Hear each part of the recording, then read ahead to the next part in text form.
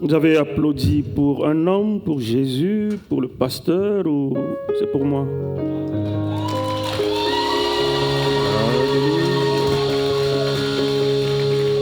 Gloire à Dieu. Que Dieu vous bénisse. Veuillez vous remettre. C'est toujours une joie de passer et partager quelques moments avec vous. Je bénis le Seigneur pour la vie de son serviteur, le révérend Josué Binois, qui n'hésite pas, chaque fois que je suis de passage, à me prêter sa chair. Que Dieu continue par étendre sa main sur lui et par bénir son ministère. Je suis arrivé hier matin. Après un très long vol, je n'ai pas pu me reposer dans l'avion où je pensais avoir plus d'inspiration quand on est plus proche du ciel. Et pour composer mon message, mais je n'ai pas pu, donc c'est quand j'ai atterri hier que j'ai essayé de travailler. Donc ce n'est pas la même onction quand on est proche de Dieu, quand on est sur la terre.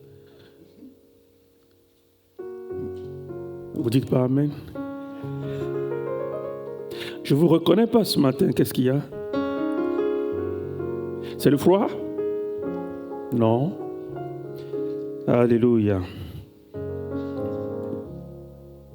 Je vais ce matin prendre les quelques 50-55 minutes qui m'ont été accordées pour partager avec vous sur comment est-ce que nous pouvons, par rapport au temps que nous traversons, vous savez, l'apôtre Paul a dit que dans les derniers jours, les temps seront difficiles. Vous êtes d'accord avec lui? Il écrivait il y a plus de 2000 ans, mais c'est quelqu'un qui était toujours connecté sur Dieu, donc il pouvait voir au loin. Et puisque les temps sont difficiles, comment est-ce que nous devons faire? Vous savez que la vie, c'est toute une succession de périodes. Parfois, c'est des temps normaux, parfois c'est des temps de crise, parfois c'est des temps difficiles, parfois c'est des temps de réjouissance. Ça veut dire que les comportements ne sont pas les mêmes. Et donc, comment est-ce que nous devons nous accorder pour ne pas, parfois, pour que notre vie ne soit pas en dents de scie, comme ça a souvent été la plupart des cas des témoignages. Et pour moi, je considère ces temps difficiles comme des temps de crise. Et donc, vous donnez juste 2-3 versets qui peuvent vous aider. David avait un serviteur. Et un jour, il a demandé à son serviteur, est-ce que tu peux me fabriquer une gourmette? Et sur cette gourmette, tu vas mettre une inscription que lorsque je suis débordé de joie, j'exulte et que je veux me perdre, je regarde l'inscription et ça me ramène les pieds sur terre. Aussi, lorsque je suis trop déprimé et que je n'ai plus envie de rien faire, même envie de me donner la mort, je regarde l'inscription et ça me redonne le courage. Alors tu as 48 heures pour fabriquer cette gourmette et l'inscription. Et le bonhomme est sorti et en lui il dit, mais c'est fini. Quelle est cette inscription magique que je peux mettre sur la gourmette et changer le roi quand il est très content de se calmer ou quand il est très déprimé ce monsieur demande ma mort. Et donc, il était prêt à aller faire ses adieux chez lui quand il a croisé le tout petit Salomon en train de s'amuser dans la cour royale. Et Salomon l'a vu, il avait l'air abattu et il lui a demandé, mais toi qui travailles chez le roi, il y a vraiment des gens qui ont envie d'être à ta place, mais pourquoi tu es si déprimé? Et le monsieur lui dit, j'ai seulement 48 heures à vivre. Parce que le roi m'a demandé quelque chose, je sais que je ne réussirai pas et donc, voilà, je suis perdu. Et Salomon lui a dit, mais est-ce que tu me partageais ton problème? C'est ainsi que le monsieur a dit, voilà, le roi me demande de lui fabriquer une gourmette et de concevoir une inscription magique que quand il est très dans la joie, exalté, qu'il est dans les nuages, lorsqu'il regarde l'inscription, il lit, ça le ramène les pieds sur terre. mais aussi quand il est très déprimé, qu'il n'a plus envie de rien faire sur cette terre, et qu'il regarde la même inscription, vraiment ça lui redonne le courage. Est-ce que tu trouves sensé ce que le roi me demande? Je crois que c'est fini pour moi. Et sur quoi le petit Salomon a souri et a dit, mais c'est très simple. Et le monsieur a dit à Salomon, quoi? Simple? Il dit oui. Mais qu'est-ce que je dois écrire? Ce temps passera.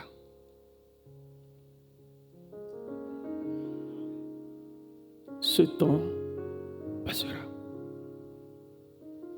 De ne pas juste s'accrocher aux circonstances qui se déroulent et de perdre le cap. Vous savez, à l'époque, il n'y avait que les boussoles. Et le boussole, ça fixe le cap. Aujourd'hui, nous avons le GPS, n'est-ce pas? Nous sommes de la génération GPS. Et nous aimerions bien que les choses aillent étape après étape. Et nous perdons le cap. La terre, l'église, ce n'est pas l'antichambre du ciel. Nous ne sommes pas ici-bas pour accompagner la société ou le monde. Nous sommes de véritables représentants de Dieu. Et peu importe les circonstances, il y a beaucoup de choses que nous pouvons tirer dans le monde. Il y a des gens qui sont préparés pour les temps difficiles, on les appelle des spécialistes. Il y a des gens qui sont préparés pour des circonstances particulières, c'est des commandos. Peut-être vous avez entendu parler de ce Team 6 des États-Unis qui ont seulement des missions particulières. Et vous savez, en nous, Dieu a réuni toutes ces capacités. Seulement, nous ne savons pas comment les exploiter. Et je voudrais bien qu'avec mes langages humains limités et mes expressions si pauvres ce matin, vous donner de comprendre le cœur de Dieu pour chacun de nous. Nous avons besoin justement les uns des autres, mais il y a des choses où parfois nous sommes seuls. Et que faire en ce temps-là? Est-ce qu'il y a des gens ici qui aiment croiser des montagnes dans leur vie? Qui aiment rencontrer les montagnes? Personne. Mais que vous le voulez ou pas, que vous le souhaitez ou pas, c'est inévitable. Ce n'est pas toujours ce que nous voulons qui arrive. Il y a parfois des choses que nous ne désirons pas, que nous ne souhaitons pas, que nous n'aimons pas. Mais dans la souveraineté de Dieu, il nous amène à en faire face. C'est de ça que je veux parler ce matin. Pas les choses que nous aimons bien, mais les choses que nous détestons. Les choses où nous posons la question, nous souhaiterons que ça arrive aux autres. Pourquoi moi, Seigneur? Est-ce que nous sommes prêts pour cela? Alors attachez bien vos ceintures. Nous voulons te remercier, notre Père, déjà le fait que tu aies maintenu ton souffle de vie en nous, que tu nous aies remis sur nos pieds ce matin. C'est une grâce. Ta parole déclare que ta bonté se renouvelle chaque matin à notre endroit. Et nous voulons accepter cette journée que tu nous donnes, peu importe de quelle manière nous sommes arrivés ici ce matin. Peu importe notre humeur, dans quelle ambiance, Seigneur. Nous n'avons pas apprécié peut-être avant de prendre le volant et d'être ici. Une chose est certaine, c'est que Dieu, tu es Dieu. Au-delà des nuages, le soleil brille. Et au-delà de nos problèmes et de nos circonstances, Dieu, tu existes. Puis ce jour est comme le jour D, où on appelle historiquement le D-Day, le jour du débarquement. Quand bien même la victoire n'était pas encore là, mais on savait que quelque chose allait changer. C'est donc nous de comprendre que chaque jour pour nous doit être le D-Day. Je te remercie de nous avoir amenés et je te remercie de ce que tu feras au-delà. Et que toute la gloire te revienne en Jésus-Christ. Amen. Alors tu peux saluer ton voisin. Tu peux lui sourire. Peu importe qui t'a énervé avant de venir, souris-lui. S'il ne sourit pas, force-le, dis-lui, souris-moi mon frère, souris-moi ma soeur.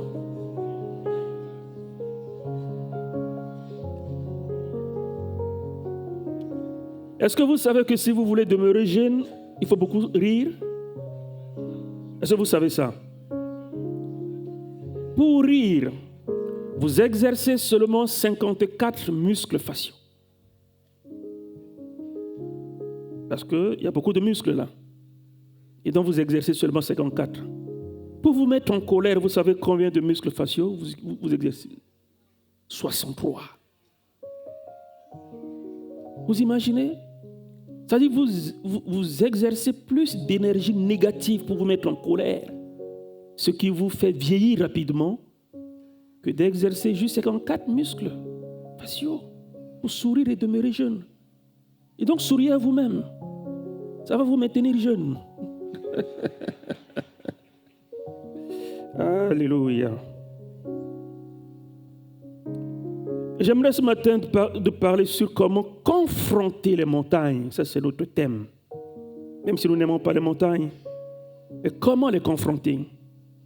J'ai juste choisi 3 personnages bibliques et historiques où nous pouvons apprendre d'eux, de leur événement.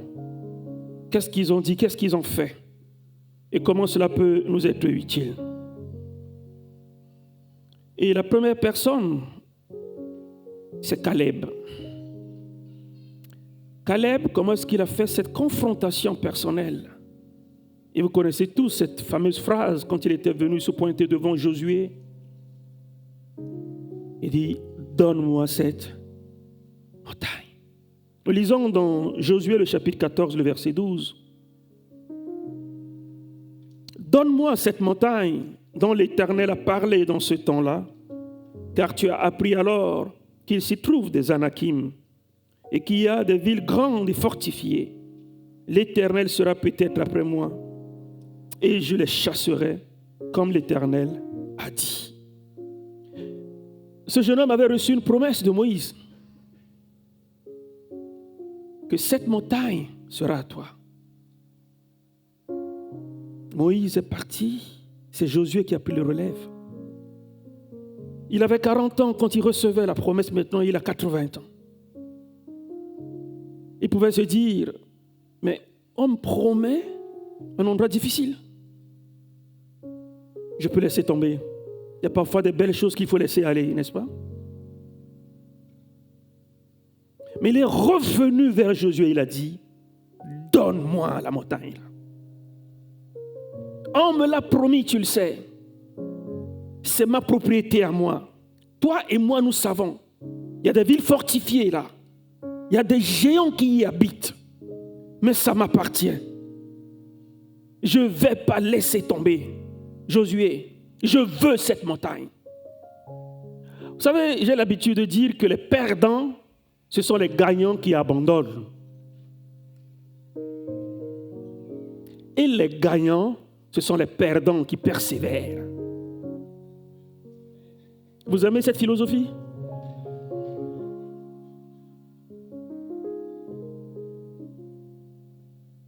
Les gagnants qui abandonnent deviennent des perdants. Mais les perdants qui persévèrent deviennent des gagnants. Caleb avait ce choix. Abandonner ce qui lui a été promis. Abandonner sa promesse. Mais il dit, non, je ne vais pas abandonner. Et il est revenu à la charge. Il dit, donne-moi. Dans nos vies, lorsque nous lisons la parole de Dieu, surtout quand vous lisez Éphésiens, le chapitre 1, le verset 3, il est question des belles promesses, des bénédictions qui nous sont réservées dans le ciel. Ça veut dire que chacun de nous a de grands cadeaux devant le Seigneur. Mais le tout, c'est comment faire descendre ces cadeaux pour que je rentre en possession. Dieu, lui, il a déjà préparé les colis. Il nous a rassurés. Et vous savez, la seule monnaie d'échange avec Dieu, c'est la foi. Rien d'autre. La seule monnaie d'échange. Vous voulez faire des affaires avec Dieu? Vous voulez faire des transactions? La seule monnaie d'échange, c'est la foi. Et la foi que Dieu utilise, ce n'est pas la foi qu'on chante. Ce n'est pas la foi qu'on parle. C'est la foi éprouvée. Cette foi qui est sortie au travers le feu. Dieu utilise cela. C'est pour cela que nous ne pouvons pas refuser ni nous détourner des épreuves. Parce que les épreuves, ça nous qualifie. La véritable qualification, c'est lorsque nous sortons de crise. Ce n'est pas quand tout va bien. Je sais, On est dans une nation où on n'aime pas les difficultés. On est à cheval sur nos droits. On n'aime pas les petits bobos, n'est-ce pas? Pour peu, nous sommes dans les rues. Mais Dieu, c'est un véritable formateur. Et nous n'avons rien à lui imposer. Et si nous voulons véritablement être entre ses mains des instruments qui doivent se servir, laissons-le faire ce qu'il veut de nos vies. S'il nous a promis des montagnes, ne nous détournons pas de cela. Caleb savait qu'il y a des géants qui habitent dans cette montagne. Et vaincre les géants, ce n'est pas chose évidente. Il savait qu'il y avait des villes fortifiées. Conquérir des villes fortifiées, ce n'est pas évident. Mais il sait que Dieu les lui a promis. Vous savez, il y a des gens qui ont reçu des promesses, parfois des promesses certifiées. Mais ça fait combien d'années ils ne sont jamais rentrés en possession? Pourquoi? Parce qu'ils n'ont pas assez de foi. Ils pensent que les choses peuvent être faciles et ils attendent. Parfois, ils sont même découragés, d'autres ont abandonné, ils sont détournés pour choisir des chemins faciles. Mais ce matin, le Seigneur est en train de te dire, reviens, souviens-toi ce que je t'ai dit, ce que je t'ai promis. C'est à toi, ça t'attend. Fais comme Caleb. Mais qu'est-ce qui avait encouragé Caleb? Lorsque vous lisez dans Nombres, le livre des Nombres, le chapitre 21 et les versets 33 à 34, il y a une histoire intéressante. Lorsque Moïse était encore en route avec le peuple, il a confronté d'autres rois avant de traverser le Jourdain. Le second roi qu'il a confronté s'appelle Og, roi des Bassans. Quand cet homme est sorti, Dieu lui a dit, va combattre Og. Et lorsque Moïse est arrivé devant lui et que Moïse a vu son gigantisme, Moïse a eu peur. Et le passage que je viens de vous citer, Dieu a dit à Moïse, ne le crains pas. Pourquoi Dieu a dit ça à Moïse? Parce que Dieu a vu que Moïse avait peur. C'est quelqu'un qui était très grand. Il n'a jamais rencontré personne. Quand on parle des fils d'Anak, les géants fils d'Anak, si vous avez vu des films de King Kong, c'est un peu ce genre de monstre. Et d'ailleurs, quand vous lisez Deutéronome, le chapitre 3, le verset 11, on nous dit que le lit de Og, le roi de Bassan, c'est un lit qui faisait plus de 4 mètres de long et plus de 2 mètres de large. Vous imaginez un peu sa taille? Ce n'est pas un petit lézard qui se tient au milieu de ce lit, c'est un colosse. Et quand Moïse l'a vu, Moïse a eu peur. C'est cet homme-là que tu veux que je combatte. Et Dieu se dit, Moïse, ne le crains pas. Je te le livre. Tu vas le vaincre. Et dans l'armée de Moïse, il y avait Josué. Dans l'armée de Moïse, il y avait Caleb. Et ils ont vu ce que Dieu a fait à Og. Ce colosse qui a fait trembler Moïse. Par le concours de Dieu, ils ont vaincu. Et Caleb a appris, on peut vaincre les colosses. Parce que vous verrez plus tard, dans Nombre le chapitre 14, le verset 34, lorsque les 40 espions sont revenus et qu'ils ont donné un rapport négatif, d'abord ils ont dit le pays. C'est un pays où coule le lait, le miel, ça Dieu ne s'est pas trompé. Mais il y a une chose qu'il ne nous a pas dit, c'est que le pays est habité par des géants. Et devant eux, nous sommes comme des sauterelles. Ils vont nous manger. Et c'est là où Caleb a réagi pour dire non, c'est nous qui allons les dévorer. Nous allons les dévorer. Ça veut dire qu'il était déjà animé par un autre esprit. Et Dieu va témoigner puisqu'il a été animé par un autre esprit. C'est lui qui va survivre et Josué parmi toute cette génération pour entrer dans le pays promis. Et vous voyez, c'est ce même esprit qui l'a animé. Parce que plus tard, il va voir comment est-ce que Moïse va vaincre Og. Et plus tard, il n'est pas venu devant Jésus pour dire, donne-moi cette montagne. Il y a des choses qui se passent qui doivent nous encourager. Nous n'avons pas toujours l'habitude de tirer le sang des événements. Et parfois des événements spécifiques. Caleb a vu comment est-ce que Josué a vaincu Og, ce colosse. Et il dit, on peut vaincre les Réphaïm. On peut vaincre les géants fils d'Anak. Peu importe leur hauteur, peu importe leur corpulence, même si c'est des mastodontes, on peut les vaincre. Et il n'avait pas peur de demander ce qui est à lui. La peur paralyse.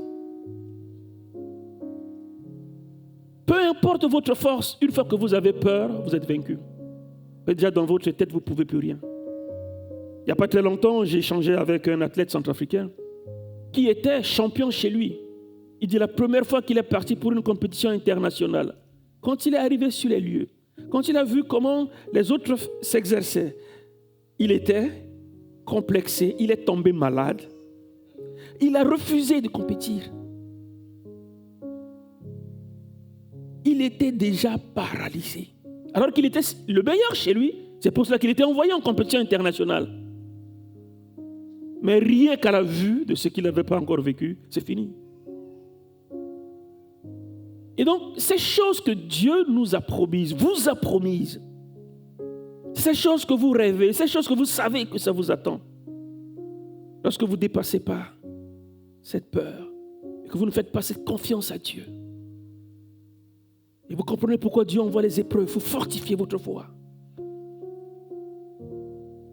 Vous ne pouvez pas dire, donne-moi cette montagne. Nous n'aimons pas les montagnes, mais nous devons confronter les montagnes. Parce que les montagnes ne sont rien devant Dieu. Ces montagnes qui s'opposent à notre destinée, à notre avancée. Ces montagnes qui se plantent et qui disent, tu ne peux rien, tu ne peux pas avancer. Ça peut être des réalités, mais la vérité biblique supplante les réalités. Ce qui est important pour nous, ce n'est pas les réalités que nous voyons, mais la vérité que Dieu nous dit. Ce que Dieu dit, il le fera. Peu importe que la montagne se dresse devant toi, je vais te conquérir, montagne. Parce que Dieu m'a dit, je vais te posséder. Je vais te dominer. Je vais t'apprivoiser. Dans le cas contraire, nous allons mourir pauvres à côté de ces belles promesses et de tout ce que Dieu a en vue pour nous. Vous savez, il y a beaucoup de gens qui commencent, mais peu finissent. Beaucoup restent en chemin, beaucoup échouent. Ce n'est pas qu'ils ne sont pas appelés, ce n'est pas que Dieu les a trompés, non. Et donc, prions et demandons à Dieu, donne-moi ce cœur de lion, le cœur de Caleb. Ce cœur qui refuse d'abandonner sa promesse, malgré la montagne. Donne-moi cette montagne. Et donc, ça, c'est la première montagne que nous avons vue ce matin, avec l'exemple de Caleb, qui, malgré toute l'opposition, mais une chose que je peux ajouter, c'est que si Caleb a appris, au travers de la victoire de Moïse sur Og plutôt, ce géant de presque 4 mètres de haut, ça l'a donné la force de dire il va conquérir la montagne. David a aussi appris. Puisque David a lu ce qui s'est passé. C'est comme ça qu'il ne pouvait pas avoir peur de Goliath. Il sait qu'on peut vaincre les géants. On peut vaincre les géants. Et lorsque vous lisez 2 Samuel, le chapitre 21, les versets 16 à 22, parce que lorsque nous lisons l'histoire de David qui confronte Goliath, on dit qu'il avait choisi combien de pierres? 5. Il n'en a utilisé qu'une seule, mais pourquoi avoir choisi 5? Est-ce que s'il ratait Goliath, il avait le temps de remplacer la pierre de la fronde? Non. Mais quand vous lisez justement dans 2 Samuel, le chapitre 21, les versets 16 à 22, vous allez voir qu'il y a eu des successions de Goliath que David et ses hommes ont vaincus. Et vous comptez le nombre, en tout, ils sont 5. Je n'ai pas le temps de vous lire tout le passage parce que je dois respecter le temps qui m'a été donné. Notez ces passages et lisez. Et à chaque fois, c'est un Goliath qui sortait. Dans cette histoire que vous lisez. Et vous comprenez pourquoi David avait ces 5 pierres. Parce que la conclusion, dans 2 Samuel 21, 22, on dit que tous ces 5 ont été vaincus par David et ses hommes. Ça veut dire qu'on peut vaincre les Goliaths. On peut vaincre les montagnes. Mais on s'inspire de ce que les autres ont fait avant nous. Si on n'est pas pionnier. Caleb a appris de Moïse et David va apprendre de ce qui l'ont précédé. Deuxième forme de montagne. Nous allons lire l'histoire de Zorobabel. Dans Zacharie, le chapitre 4, le verset 7. Qui es-tu, grande montagne, devant Zorobabel? Tu seras aplani. Il posera la pierre principale au milieu des acclamations. Grâce, grâce et grâce. Qui es-tu, grande montagne? Caleb, lui, il demandait la montagne. Mais ici, Zorobabel, c'est encore une autre situation. Le roi perse, Cyrus, avait reçu une promesse de Dieu, alors que c'est un roi païen.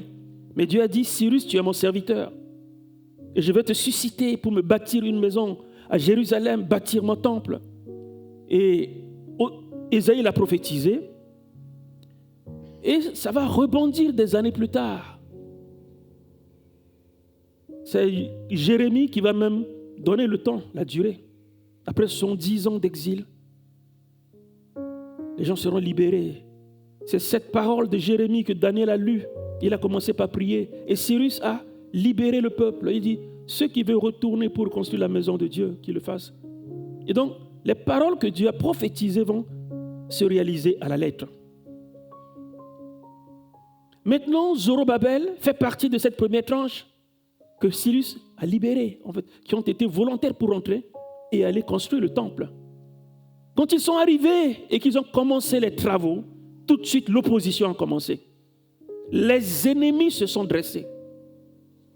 Et pendant 20 ans, ils n'ont rien pu faire. Vous imaginez? Des gens qui reçoivent instruction de Dieu, des gens qui veulent obéir aux injonctions de Dieu, mais qui sont bloqués pendant 20 ans. Ce n'est pas parce qu'ils ne voulaient pas faire la volonté de Dieu, mais l'ennemi ne veut pas. Et le peuple était découragé jusqu'à ce que cette parole sorte. Parce que Zacharie, le prophète Zacharie, est contemporain de Agé. Si vous voulez comprendre ce qui se passait en ce temps, lisez ces 2 livres et vous allez voir. Et c'est là où Zacharie est venu pour dire, mais qui es-tu, grande montagne, devant Zorobabel? Tu seras aplani. Et après 20 ans, quand Dieu a libéré sa parole, la montagne a été nivelée. Qui es-tu, grande montagne? Et là, nous apprenons que nous pouvons parler aux montagnes qui se dressent devant nous. Vous savez, il y a des esprits qui ne veulent pas se vaincre facilement. Et comme Jésus a dit, tout pouvoir m'a été donné au ciel comme sur la terre. Il vous a aussi donné du pouvoir. Vous connaissez l'expérience de la Pentecôte. Les hommes qui ont accompagné Jésus pendant 3 ans et demi, quand leur Seigneur a été tué et enlevé, ils ont tous eu peur. Ils se barricadaient derrière les portes. Personne n'osait pointer son nez dehors. Mais quand ils ont reçu cette promesse que Jésus a dite, quand la puissance de l'Esprit de Dieu est venue sur eux, ce n'étaient plus les mêmes hommes.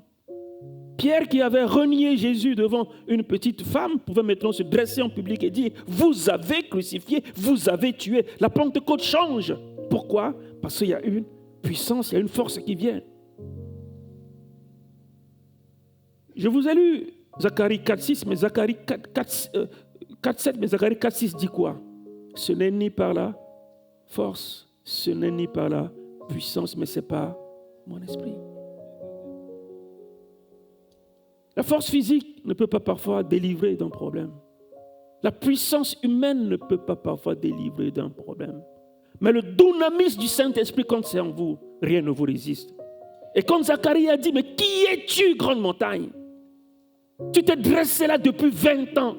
Tu as empêché Zorobabel d'exécuter les desseins de Dieu. Tu leur as fait peur, tu leur as fait croire qu'ils ne peuvent rien. Mais qui es-tu? Minable, qui es-tu? Épouvantail, qui es-tu? Nous devons prendre conscience que le Dieu que nous servons, c'est un Dieu qui n'a pas d'égal. Toutes les autres choses ne sont que des créatures.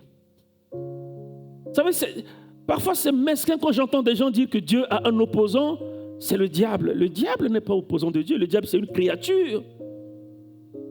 Même si Dieu a créé un ange qui a choisi son camp, mais c'est une créature.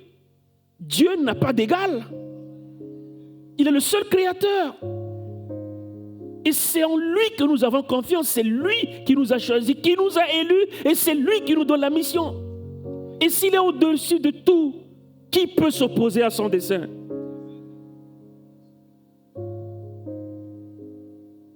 Mais les ennemis ont trompé Zorobabel et toute son équipe pendant 20 ans. Je ne sais pas pour vous pendant combien de temps vous attendez. Pendant combien de temps vous souffrez. Pendant combien de temps vous pleurez. Et dans cette circonstance, ce n'est pas de prier, parler à la situation. Zacharie n'est pas venu prier. Zacharie s'est adressé à la montagne. Qui es-tu, grande montagne? Disparais. L'autorité que Dieu vous a donnée, il faut savoir comment l'exercer. Il y a un temps pour prier, je suis d'accord, mais il y a un temps pour déclarer. Et nous devons apprendre à faire des déclarations. Lorsque vous êtes fatigué de prier et que rien ne bouge, demandez-vous si vous êtes dans les conditions requises, surtout que vous ne jouez pas avec le péché. Vous êtes dans l'intimité, la communion avec le Seigneur. Vous êtes revêtus par son autorité et sa puissance. Vos paroles vont faire des dégâts. Dieu va soutenir vos paroles. Et apprenez à faire des déclarations. Qui es-tu, grande montagne? Beaucoup de gens choisissent parfois de démissionner de leur travail parce qu'ils ont peut-être un chef hiérarchique qui est très difficile à supporter. Ils ont des collègues, on ne peut pas cohabiter avec eux. Et même, il y a parfois des couples chrétiens qui ne peuvent pas tenir parce qu'on a des partenaires qu'on ne supporte pas. Et on oublie que ce n'est pas au problème de nous dicter sa loi, mais c'est à nous de dicter notre loi. Qu'est-ce que Dieu nous dit de faire? C'est sur ça que nous devons nous tenir. Alors, apprends maintenant à t'adresser à cette montagne qui s'est dressée devant toi, qui est venue mentir pour dire tu ne peux pas avancer, qui est venue mentir pour dire voilà, c'est ici ta limite. Regarde dans ta famille. Et parfois nous croyons à ces mensonges-là. Ah ben, nous sommes de mauvais sang, hein, vous savez.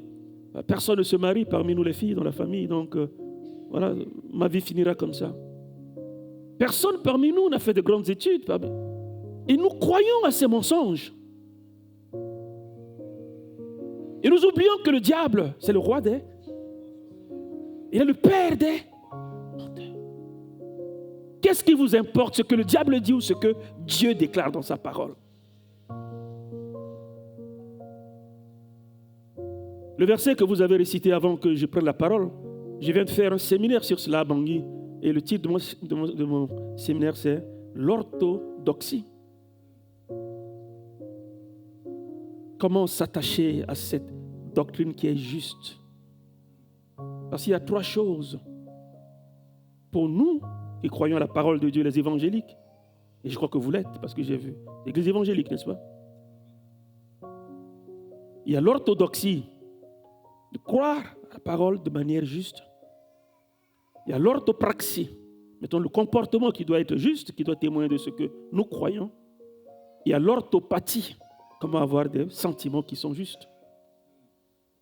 Et chaque thème peut être développé pour aider à ce qu'il y ait équilibre entre notre foi, notre pratique et comment nous comportons. Et donc, j'ai juste pris ce verset de Josué 1,8 et pendant 3 jours, j'ai parlé dessus. Et je peux parler dessus pendant 1 semaine. Il y a tellement de choses là. Et donc, une chose, c'est de croire. Mais maintenant, comment implémenter cela? Mais déjà, pour croire à cela, il faut refuser le mensonge du diable. Ne faisons pas comme Zorobabel, qui a passé 20 ans. 20 ans. Parce qu'il y a une montagne qui se dressait.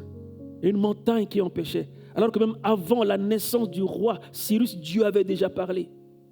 Et que ça faisait 20 ans que Cyrus a exécuté ce que Dieu a demandé. Et ils sont là.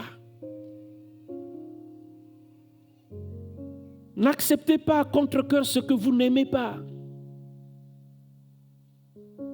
Si c'est une circonstance qui vous force à accepter quelque chose, c'est une malédiction, ça. Et Dieu ne vous a pas créé pour cela. Il y a des souffrances, ça ne vient pas de Dieu. C'est vrai, on peut souffrir de la part des hommes, mais on peut aussi souffrir par notre propre ignorance, notre propre faute. Quand nous ne faisons pas confiance à Dieu, quand nous acceptons le mensonge, alors que la vérité de la parole est claire, ce n'est pas Dieu. Il y a des choses que Dieu ne viendra pas faire à notre place. C'est vrai que sa grâce est là. Mais vous savez, c'est malheureux que des enfants de Dieu profitent de la grâce générale. Qu'est-ce que j'appelle grâce générale? C'est ce qu'il donne aux justes et aux bons et aux méchants. Quand il fait lever son soleil, quand il envoie sa pluie, ça c'est la grâce générale de Dieu. Et nous ne sommes pas appelés à vivre la grâce générale. Nous sommes appelés à être localisés particulièrement par la grâce de Dieu. Que les gens voient et ils savent que ça c'est Dieu. Pourquoi vivre comme monsieur tout le monde? Je ne suis pas monsieur tout le monde. Je suis enfant de Dieu. J'ai été choisi par Dieu. Il y a quelque chose de particulier pour moi. Et je dois vivre ce à quoi Dieu m'a appelé. Ne nous contentons pas des miettes. L'homme qui ne connaît pas Dieu, quand il se lève, il n'a pas besoin de prier pour son pain, il n'a pas besoin de prier pour que sa journée aille bien. Mais ça, c'est la grâce générale de Dieu. Nous devons être différents. Notre vie, notre relation avec Dieu doit nous amener à vivre des particularités. Et lorsque l'ennemi veut s'opposer, parle-lui, déclare. Déclare. Qui es-tu, grande montagne? Quand la parole a été libérée, la montagne s'est déplacée. Il faut dire, j'ai assez souffert. J'ai assez subi. Aujourd'hui doit être aujourd'hui. C'est une bonne chose que nous retrouvons tous les dimanches pour nous encourager, partager des sujets de prière. Mais il y a des circonstances où parfois tu es seul, éloigné. Parfois tu n'es même pas à côté de l'église. Que faire? C'est vrai, on peut appeler, on peut téléphoner. Mais il faut aussi apprendre à vivre une certaine révolution de soi-même. Lorsque j'ai commencé mon ministère, je me suis rendu compte qu'il y avait des choses qui n'étaient pas comme la parole de Dieu disait. Vivez pas toute cette puissance de Dieu. Et à chaque fois que j'organisais des séances, des événements, soit c'est le micro qui n'allait pas, j'ai dit, mais c'est quoi ça? Je me suis révolté contre moi-même. Et pour une première fois, je suis rentré dans la forêt. J'ai passé une semaine. J'ai dit, je ne reste pas à la maison pour ne pas être dérangé. Je vais en brousse, seul avec Dieu. Personne ne me l'avait demandé, mais je ne voulais pas continuer à vivre ce genre de vie malheureuse où tu te dis serviteur de Dieu ou homme de Dieu. Homme de Dieu, ça veut dire quoi? C'est un homme Dieu. Et pourquoi Dieu n'est pas là? Et après une semaine, j'étais maigre. Quand je rentrais à la maison, j'étais obligé de m'aider en marchant avec un bâton. Et quand les gens me voyaient, ils disaient, mais ça c'est maladif, ça. Ils ont demandé à ma mère, qu'est-ce qui arrive à ton enfant? Vous savez, ce n'était pas fini. Là, quand je suis arrivé à la maison, et je pensais que c'est fini, Dieu a dit, non, je n'ai pas encore fini avec toi. Toi, tu as passé 7 jours dans la forêt. Maintenant, tu vas passer 40 jours avec moi dans ta maison. Vous savez, il y a parfois un prix à payer. Il y a un prix à payer. La science vous dit qu'après 3 jours de jeûne sans boire ni manger, vous allez mourir. N'est-ce pas? Mais quand vous êtes en colère avec Dieu, vous défiez les lois de la science. Moïse a passé 2 fois 40 jours sans boire ni manger. 40 jours, 40 nuits. Et donc vous pouvez faire démentir parfois les choses que les hommes. Mais ça, c'est quand vous voulez payer le prix. Alors soit vous faites comme monsieur tout le monde, ou vous dites non, j'ai un statut particulier, j'ai une autre identité et je veux refléter cette identité. Je ne veux pas juste me contenter de ce que la nature me dicte comme sa loi. Non. La loi de Dieu est au-delà de la loi de la nature. Et c'est pour justifier incrédulité et nos limites que nous disons non, ça c'est peut-être pour le temps de Jésus, on n'en a pas besoin aujourd'hui. N'est-ce pas facile de dire ça? Parce qu'on ne veut pas briser les murs et les plafonds de verre. Nous regardons au loin les bonnes choses, mais ça nous bloque. Nous sommes en prison. Révoltez-vous. Et je suis là ce matin pour vous dire, vous pouvez vous révolter. Et le dernier exemple, c'est ce que notre Seigneur nous enseigne sur la montagne. Dans Matthieu, le chapitre 17, le verset 20. Je vous le dis en vérité, si vous avez de la foi comme un grain de sénévé, vous direz à cette montagne, transporte-toi d'ici là, et elle se transportera, et rien ne vous sera impossible. Rien ne vous sera impossible. Il dit, si vous avez la foi comme un grain de sénévé, vous avez déjà vu un grain de sénévé? En fait, l'autre exemple, c'est le grain de moutarde. Vous avez déjà vu ça? Tout petit. Il ne demande pas d'avoir une grande foi pour déplacer les montagnes. Il dit même un grain de foi. Grain de foi. Mais il faut déjà avoir le grain de foi pour avoir la grande foi. Mon père spirituel qui m'a adopté, qui m'a beaucoup aidé dans le ministère et qui est déjà auprès du Seigneur, souvent il me racontait ces histoires pour mettre Dieu à l'épreuve et pour authentifier qu'il était vraiment un homme de Dieu. Il mettait Dieu à l'épreuve. Parfois, il rentrait dans la forêt. Et parfois, c'est aux prises, on bute avec des serpents qui le mordaient, il mourait, en fait, seul dans la forêt jusqu'à ce que le Seigneur intervienne. Et il dit un jour, il était dans une église en train de prêcher. Il prêchait quand il a vu que la salle était en mouvement. Et les gens avaient le regard rivé au plafond. Et puis quand il a voulu regarder, c'est un gros serpent qui se déroulait pour tomber sur lui. Dans l'église, tout le monde était là. Et il dit, au nom de Jésus, je te paralyse et je t'immobilise. Et il a continué à prêcher comme si de rien n'était.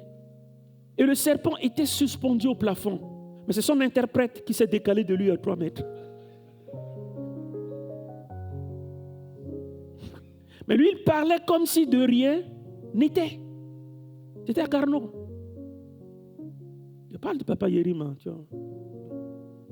Et le serpent est resté là suspendu. Devant tout le monde. Il m'a raconté son histoire. Après, je me suis rapproché de l'interprète pour dire, mais qu'est-ce qui s'est passé? Pourquoi le serviteur de Dieu, lui, il prêchait, mais toi qui l'interprétais, tu avais peur. Et quand il a fini de prêcher, il a dit, vous êtes témoin, vous avez vu. Maintenant, il se retourne et dit, au nom de Jésus, tombe. Et le serpent est tombé. Et les gens l'ont tué. Devant tout le monde. Grain de foi, vous pouvez faire déplacer la montagne. Je ne sais pas quelle montagne est dans votre vie. Quelle montagne vous empêche d'évoluer? Quelle montagne bloque tout ce que Dieu a en vue pour vous? Quelle montagne vous résiste? Nous avons juste pris ces 3 exemples pour dire, c'est de ne pas abandonner les promesses du Seigneur. De ne pas abandonner ce que Dieu nous a promis, quels que soient les obstacles. Je ne sais pas si Dieu parle à quelqu'un ici ce matin, mais en tant qu'enfant de Dieu, vous avez des armes offensives et défensives. Ceux qui ont fait l'armée, ils savent qu'il y a des grenades offensives et défensives. Vous avez des armes pour vous protéger, mais vous avez des armes pour attaquer. Et nous en avons. Avec Dieu, nous avons toutes ces batteries. Au fait, il n'y a rien qui devait rendre l'enfant de Dieu malheureux. Et vous comprenez pourquoi l'apôtre Paul ne cesse de dire, il veut grandir, croître dans l'excellence de la connaissance. Parce que davantage vous connaissez Dieu, davantage vous savez ce que vous devez faire. Mais c'est vrai qu'il est tellement grand. Mais sa parole nous a été donnée pour le connaître. Grandissant dans cette connaissance.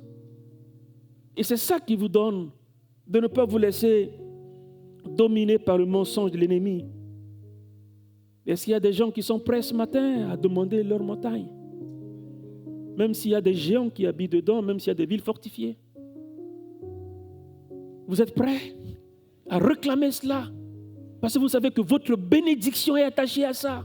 C'est là où Dieu a fait résider ce qui va changer votre vie. Mais l'ennemi est en train de vous tromper pour dire c'est impossible. Comme Caleb, réclamez cette montagne. Peu importe qui l'a occupé jusqu'à présent. Peu importe. Je sais que Dieu me l'a dit, c'est à moi. Et je demande. Ou peut-être, je ne sais pas pendant combien d'années, tout comme Zorobabel, vous avez obéi, vous avez voulu faire ce que Dieu vous a demandé, mais ça fait plus de 20 ans et rien n'avance, rien ne bouge. Et peut-être même vous êtes devenu la risée des autres. Et même peut-être des proches vous ont dit, mais vous perdez votre temps. Qu'est-ce que tu essaies de faire? Jamais quelqu'un n'a fait cette chose. Tu vois, ça fait 20 ans que tu es en train de perdre ton temps. Mais ce matin, tu dis, qui es-tu, grande montagne? Apprendre maintenant à faire des déclarations avec cette puissance que Dieu vous a donnée. Parce que la parole de Dieu ne ment pas. Dieu n'est pas un homme pour mentir, ni un fils d'homme pour se repentir. Ce qu'il a déclaré, il le fera.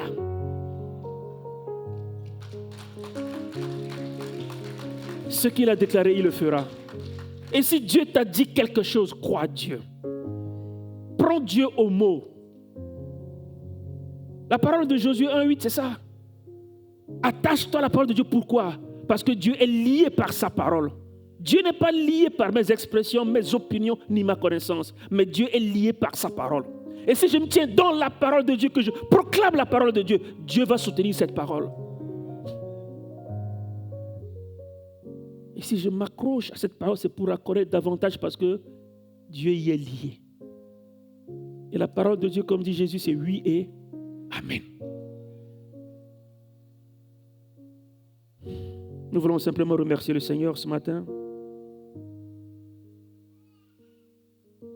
J'ai l'habitude de dire, Dieu ne parle pas aux absents. Quelque chose aurait pu vous empêcher pour ne pas être là et ne pas écouter. Peut-être même suivre en décalé. On s'est enregistré. Mais Dieu a permis que vous soyez là. Est-ce que nous pouvons juste prendre 5 minutes pour que vous commenciez par faire cet exercice?